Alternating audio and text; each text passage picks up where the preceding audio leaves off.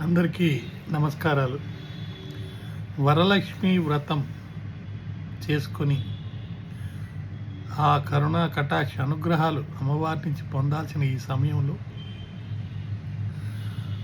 దారుణమైనటువంటి హత్యల గురించి తెలిసి అది చిన్న పిల్లలు చేశారని తెలిసినప్పుడు హృదయ విదారకమైనటువంటి బాధతో మీతో ఆ బాధను పంచుకుంటే కొంతైనా ఉపశమనం ఉంటుందని మాట్లాడుతున్నాను. బుద్ధి మార్చుకోవాలని మందలించిన విద్యార్థులు ఏం చేశారండి? హతమార్చారు ఆ ప్రిన్సిపల్ గారిని నల్గొండ జిల్లాలో దారుణంగా. అయితే పరిశోధన నిమిత్తం ఎన్నో కార్యక్రమాలు చేపట్టిన తర్వాత పోలీసుకి తెలిసింది ఏంటంటే సోషల్ మీడియాలో వీళ్ళిద్దరూ తేలిగ్గా డబ్బు సంపాదించుకోవటం లేదా హత్య చేసి ఎలా తప్పించుకోవాలి అనే దాని గురించి డిజిటల్ ద్వారా వెతికి తెలుసుకొని మరీ హత్య చేశారట. కేరళలో డబ్బుల కోసం 4 బాలులు ఓ వ్యక్తిని అంతమొందించారు. అదేవిధంగా ఓటీటీ యూట్యూబ్లో హారర్ సినిమాలు చూసిన ప్రేరణతో కొంతమంది లేదా ఒక 10th క్లాస్ పిల్లోడు హైదరాబాదులో ఒక చిన్నాన్ని హతమార్చాడు. నవతరం మెదళ్ళు ఎంతగా కుళ్ళిపోయాయో మనకు అర్థమవుతున్నాయి. మరి ఎలా ఈ బాధల నుంచి బయటపడాలంటే చెడు సావాసాల్లో పిల్లలు ఈ సోషల్ మీడియాలో తలమునకలైపోయి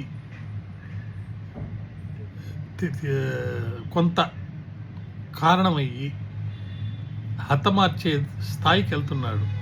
కొంతమంది కుంగుపాటు నిద్రలేమి సమస్యల్లోకి వెళ్ళిపోతున్నారు.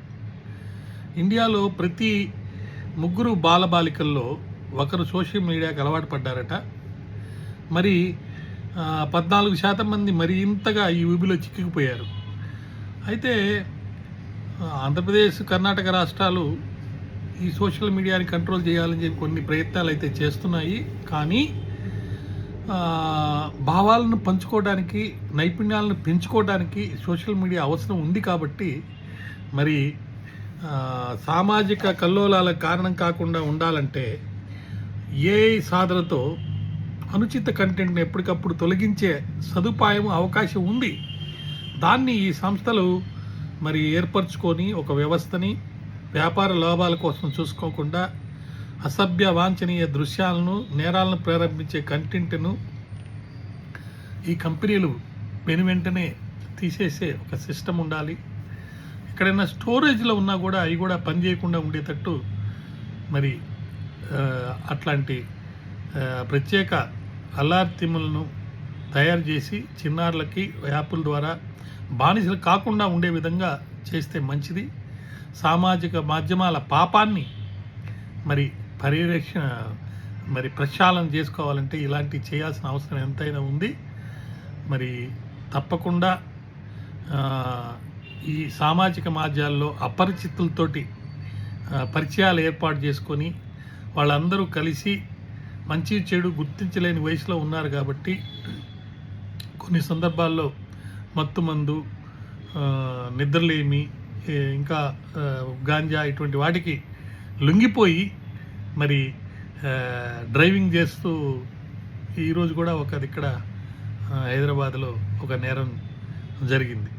మరి ఈ సామాజిక మాధ్యమాల వల్ల ఎన్నో అనర్థాలు దాపురిస్తున్నాయి. కాబట్టి మలేషియా, ఆస్ట్రేలియా, ఇండోనేషియా వంటి దేశాల్లో 16 ఏళ్లలోపు చిన్నారులకి మరి వీటిని వాడుకునే నిషేధాన్ని ఇవ్వడం జరిగింది.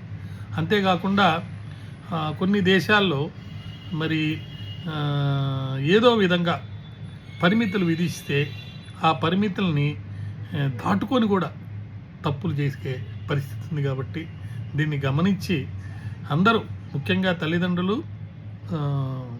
అధ్యాపకులు, సంఘ ప్రేమికులు, దేశ భక్తి కలవాళ్ళు, దేహ భక్తి కావాలని కోరుకునే వాళ్ళందరూ కూడా తప్పక దీన్ని సమర్థించి మరి ఖచ్చితంగా వ్యాపార లాభాల కోసం కాకుండా అవాంఛనీయ దృశ్యాలను, నేరాలను ప్రేరేపించే కంటెంట్ను వెంటనే తొలగించి